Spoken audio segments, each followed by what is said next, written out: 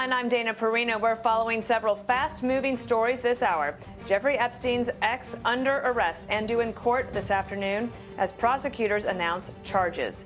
The June jobs report topping expectation as President Trump says the economy is roaring back. All that, plus a record spike in coronavirus cases as more states close up shop. That's all coming up on a jam-packed daily briefing.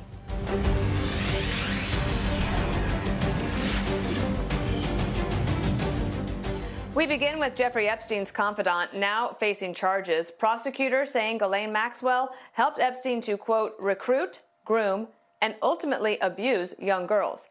Brian Yennis is following this for us. Brian.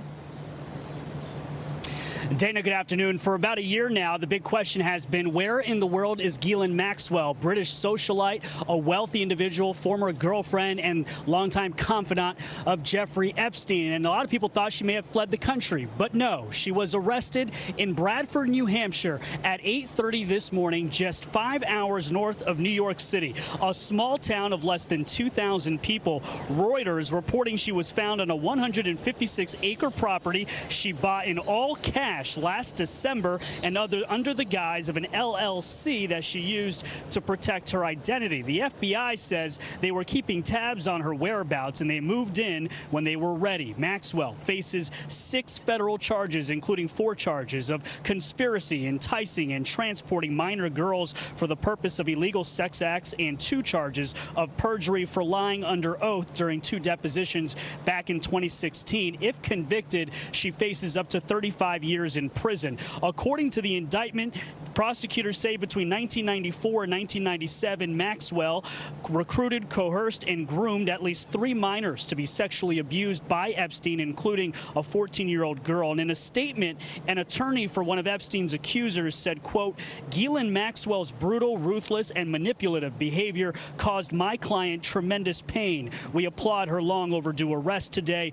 All others accused of enabling Jeffrey Epstein's predations must immediately be brought to justice as well. Ghislaine Maxwell had a friendship with Britain's Prince Andrew. The prince is accused of taking part in Epstein's sex ring. In fact, a minor who was trafficked by Maxwell allegedly has accused Maxwell of trafficking her to Prince Andrew. Today, the FBI made clear that Prince Andrew, well, they're interested in speaking with him. We would welcome Prince Andrew coming in to talk with us. We would welcome him coming in and giving us an opportunity to hear his statement. Ghislaine Maxwell will be making her first court appearance via phone, not video, in Concord, New Hampshire at 3:30 p.m. The U.S.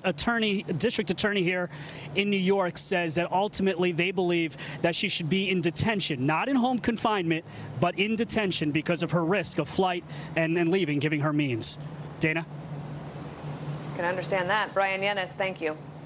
For more on this, let's bring in Daniel Halpert. He's author of A Convenient Death, The Mysterious Demise of Jeffrey Epstein.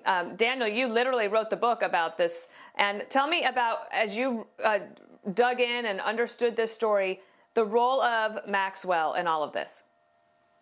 She's the primary character, aside from Jeffrey Epstein. She was with him from his rise in New York, helped him really get social footing, social standing in New York City, make big acquaintances that paid off. She was friends with a lot of people, as you said, as your reporter said, Prince Andrew. She was very, very close with him and once dated him reportedly. She was also very close with people like Bill Clinton, and there's lots of pictures of her with President Trump. So she had a very big social circle.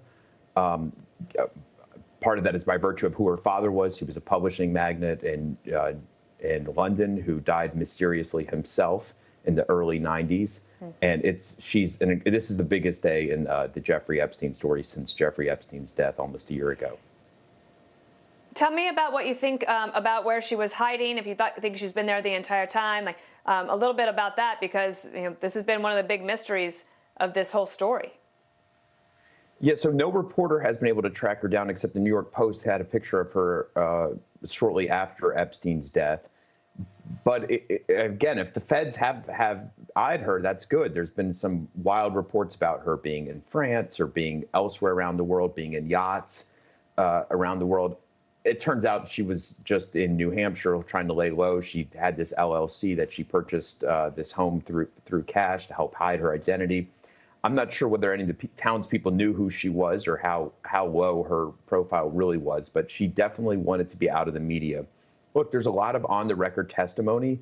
There's a lot of on-the-record statements from victims who directly state that Ghislaine Maxwell sexually trafficked and sexually abused them. So a lot of the victims, I would guess, are feeling very relieved that she's been locked up. At this point, what do you understand is her financial situation?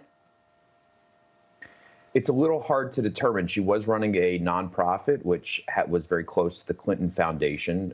She would attend the Clinton Global Initiative events via her nonprofit, but her nonprofit didn't really have many donors. We know that her father at one point was wealthy. We know that she was very close with Jeffrey Epstein. She had her own home on the Upper East Side in New York.